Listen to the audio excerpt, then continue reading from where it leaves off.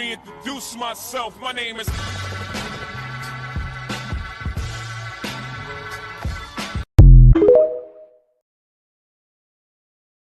I'm here with Dr. Janelle Jones, who has been my coach. She's helped me to birth this vision of the Tea with Dr. T. And she's going to actually interview me today on our first official podcast. Yes. So I'm super excited. How are you feeling? I'm feeling great. This is great. Long time coming. Long time coming. We push it in birth and stuff. So I want to really just get into kind of like I want you to share. So we're going to get into asking some questions about the Tea with Dr. T. So listen here, y'all better be ready and share. Actually, if you're on Facebook, you need to make sure you're sharing this as well. So we're going to get started. But before we do, just tell us about who you are. We can't just skip the podcast and not know who is Dr. T. Right. So Dr. T is something that my students, my community health worker students start calling me. I love it. It's a term of endearment. I've been going as T for the past 5 years. I work at Health Impact Ohio, and it's a nickname that my coworkers gave me. My name is Tanika Catrice Price. I was born in Columbus, Ohio, in Linden, North Side. Yes, 43211. If you are from Linden, you get why we're so excited about being from there. So I went to college in New York. I lived there for 8 years.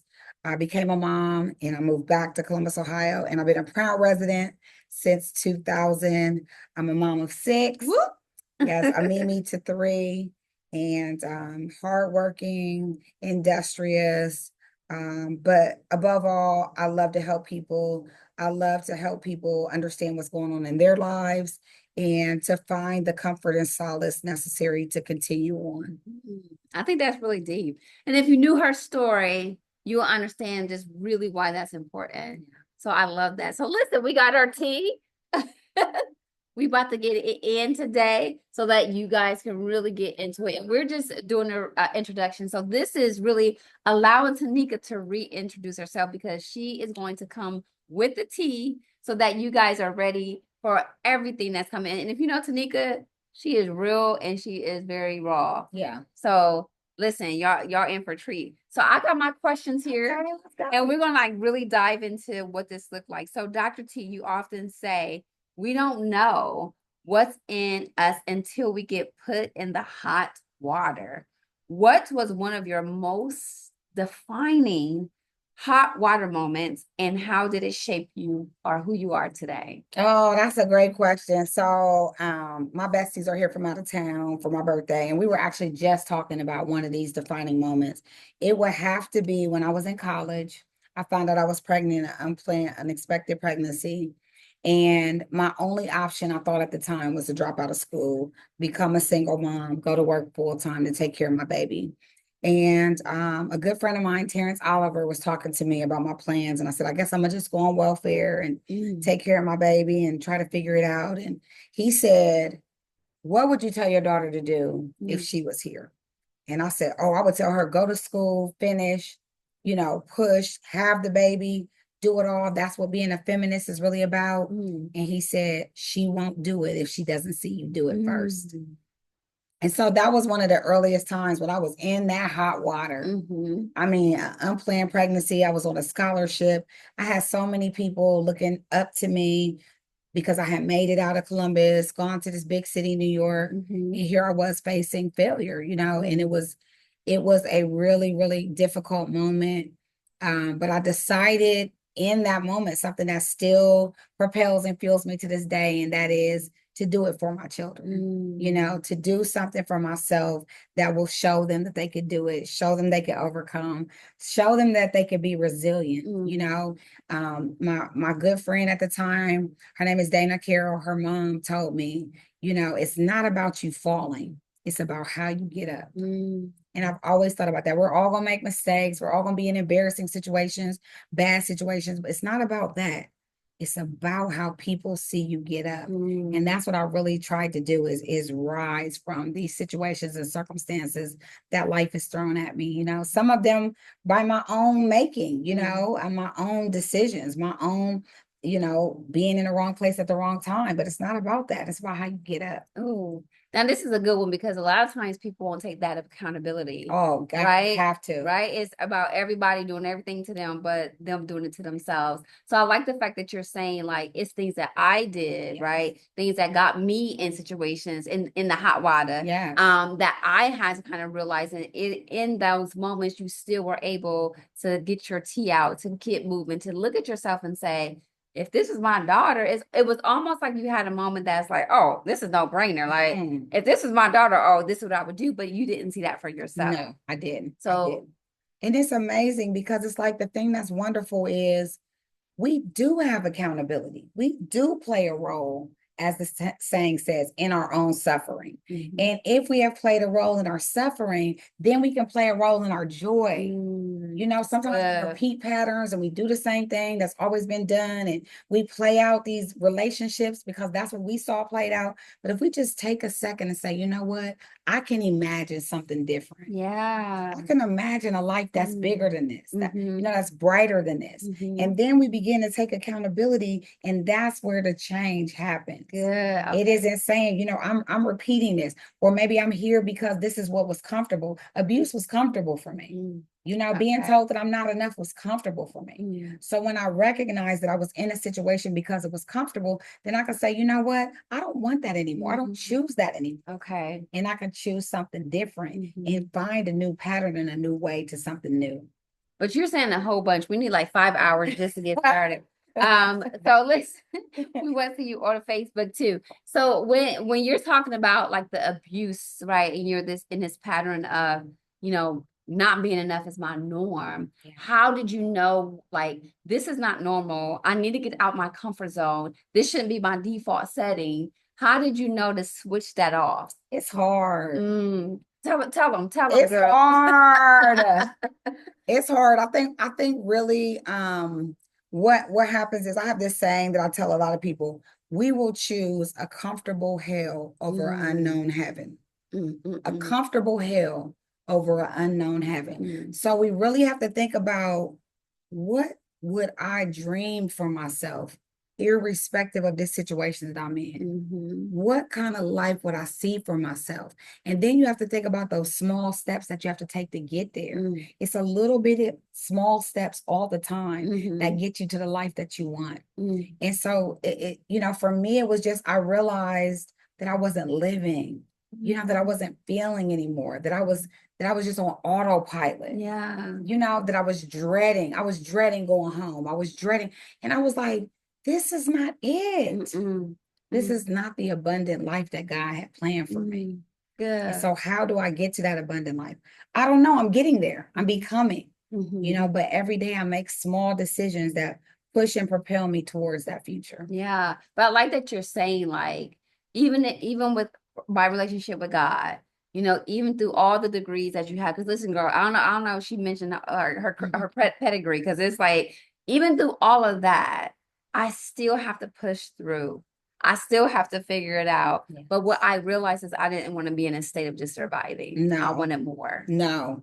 And that goes back to that comfortability, you know. I detest exercising, right?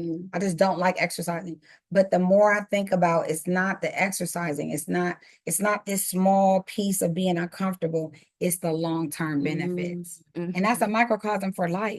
We have to make these small, you know, uncomfortable movements, you know, these uncomfortable shifts in order to have long-term benefits, in order to see in the long term what it is that we really want. You know, they say, choose your poison. I mean, being unhealthy is uncomfortable. Exercising is uncomfortable. Which one are you going to choose? Yeah. Listen, girl. And she got so much coming up. So we ain't even going to get into that. We're going to just go to the next questions about what we need to do. But that's a good analogy. Like, choose. Either both of them are uncomfortable, but one of them will give you benefits and one of them make it worse. Right. Okay, so you created this podcast as a space to unpack what we carry. Why was that important to you? And what do you hope women or men walk away with after each episode? Yeah, the unpacking what we carry is so important, because again, our brains are wired to go on autopilot. Our brains are wired to group things together. That's why you don't remember getting in the car, putting your seatbelt on, starting and driving. You don't remember that because you're on autopilot doing it.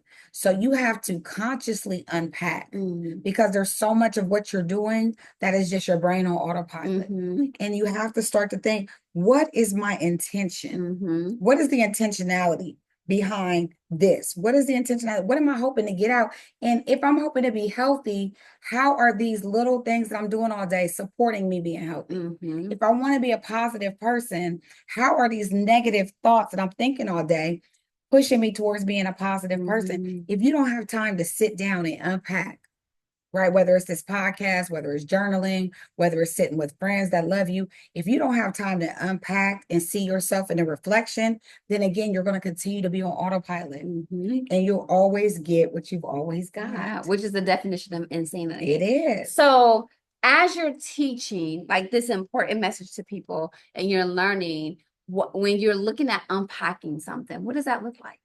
I think unpacking is stopping.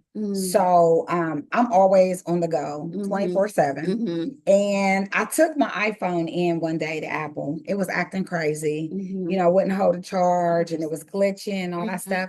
And so when I took it to Apple, the first thing the man said when he looked at it is, do you turn this off? I said, turn it off for what? I need my phone to work 24/7. And he was like, that's the problem. It has to be turned off in order to work at the optimal setting. And it was like that the light bulb went off. I don't turn myself off. I don't stop. I don't pause. I'm thinking all the way up to the moment that I fall asleep. I'm just like that iPhone, never able to work at optimal settings. So I had to find ways to unpack, right? Whether it's through meditation, whether it's through music, whether it's just sitting in silence, which I never did my whole life until recently, sitting in absolute silence to give yourself a chance to decompress, to be able to listen to your thoughts. Journaling. Every morning I get up and I journal because I just want to start the day with intentions. What do I want to get out of this day? What do I hope to accomplish this day? So those are the ways that we unpack. And I think in our society, we just don't slow down enough to be able to unpack. No. And I think that's good. And I'm going to have Tanika shift a little bit just to be more in her Facebook frame. It's okay. We lie. We real things are happening. So we're going to get through it. Hey. So the next question is, you wear the title Esquire proudly. So she's a lawyer, woo, woo, woo, proudly. How has your background in law influenced how you show up in conversations around relationship, pop culture, and thriving as a woman? Well, let me tell you, first of all, before I went to law school, I used to break a lot of laws. Okay. And the one thing I learned in law school that changed my life is it's illegal whether you get caught or not. That changed my whole life because I never thought about it. But we learned in law school, if you do 67 and a 65, you broke the law. And my view of the law was, if you don't get caught, hey. No, but that totally changed my view of the law. Laws are there for a reason. You know, protections are there for a reason. We're seeing right now in real time what happens when those laws and those protections are taken away. And so it gave me a real respect for the way that things work and being respectful of the ways that things work. Because I think in my community growing up, especially in Linden and poverty, you know, you just take for granted that laws are really there for our good, you know? And so I think, you know, I also was able to look at the 10 Commandments, right? They're not there to punish you so you won't have fun, so you won't go. They're there so that you have an optimal chance at life, so that you're able to make good decisions. So it just changed my whole way that I looked at laws going through law school. And I think it also gave me an appreciation for how disenfranchised we are as a people within the law. So I went to law school, like I'm gonna change the world, you know, civil rights movement. And I learned very quickly that's never gonna happen again. We'll never be able to have the same kind of change that we had through the law, just because of the way that things are set up now. Is so different. And again, we see this happening in real time right now in 2025. So again, it gave me respect for the law, but also it let me me know that if we're going to change, that's not the way we're going to see change. And I think that's why ultimately I became an educator, because I did feel disenfranchised with representing people in the courtroom. By the time you need a lawyer, and a lot of times it's too late. You know, if we want to have real change, we have to look at educating people. We have to look at changing the way that they look at things, changing their paradigms, changing their lenses. Those are the things that's going to have real change in our community. Yeah. And that's so deep, because it's like you have so much information. This is why y'all need to make sure y'all stay connected with the T, right? Yes. Because there's so much information that's going to be very uplifting, impactful, and it's going to make you have some thoughts and be thought-provoking. So this is why it's important that you stay connected to Nika. We're going to show you how, so you can make sure you're subscribing to her channel, all right? Stop playing, y'all. But we're going to get it in. Okay. Now, this is going to be the last question. Okay. We're going to let's talk about surviving versus thriving. Okay. Okay. What's one area in your life where you had to make a shift and you're currently working on? I would say definitely my health. So the thing about health that is so deep is the same things that I've been saying apply with relationships, they apply with friendships, they apply with employment. But the thing that I think we're all struggling with that is going to lead to abundant life or death is what we're eating every day, how we're moving our bodies every day. Those little choices that we're making. For me, I am a comfort food person. I turn to food for comfort, you know, for nourishment. And one dietitian told me food should not nourish. People should nourish. The people in your life should be nourishing you, not your food. But for me, food was my friend. It was my confidant. It started in being a latchkey kid and being alone. Food became what around me. Wow. You know, what made me feel like I wasn't lonely. Yeah. It gave me that feeling of somebody being near. It had emotions to it. Yeah. And so that's very hard to turn off. And so for me, surviving is living in that same loop of eating these foods that bring me this quick comfort, you know, this dopamine release in my brain, versus choosing the healthier options, whether that's keto, whether that's vegetables, whether that's fruit. That doesn't give me the same feelings, you know, as eating macaroni and cheese, you know? But thriving looks like eating food that is alive, and your skin glowing, and drinking water, you know what I mean? And being hydrated, and not having your knees ache, right? Not having your back ache when you get up in the morning. That's thriving. So every day I have to make a choice. Am I going to eat foods that are just, you know, helping me to survive? Or am I going to make choices that are harder in the moment? Yes. But that lead to a more thriving life overall. So listen, this is some powerful information. I don't know if you want to share with your upcoming projects. I know I'm putting you on the spot. Yes, I have upcoming projects, y'all. I'm so excited about. So I have romance novels. My best friend is here, and we've been reading romance novels together since high school. And I love a good romance. And so I have read several romance novels. One is going to be released next month. Still Waters Run Deep. It is one of my favorite books. I'm not just saying that because I wrote it, but the storyline is amazing. Yeah. So many twists and turns. I can't wait for y'all to read it and give me feedback about it. And then there'll be several other ones released. I'm going back to re-release my grandmother's book. It's been a year since my grandmother, Lilia Wusu, has passed and become an ancestor. And so I'm going to go back and revise her book now that she's passed, and re-release that.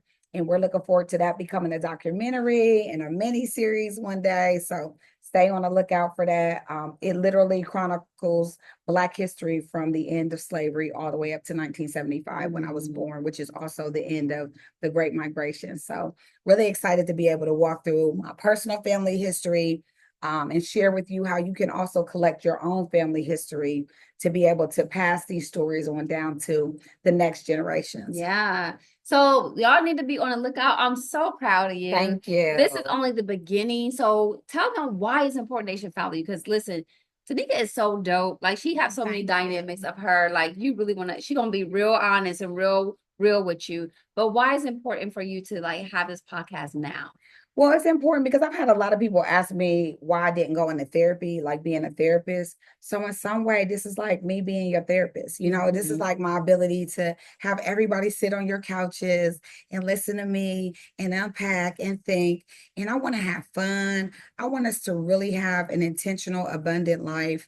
And I want us to be real about the challenges that we face, but also be real about the ways in which we can overcome those challenges. Everything that you need to thrive is already in you. Yes. You already have it. You just need a cheerleader to walk alongside you and tell you, you got this, you can do this. And that's why I'm here with the T with Dr. T. Woo! And we're going to end on that note. So make sure you join us for next episode. She's going to be here with her homegirl, my girlfriend. Yeah. Listen. So she's going to get it in. So make sure you join the next episode. Until then, we will see you later. See you later. Bye. Bye.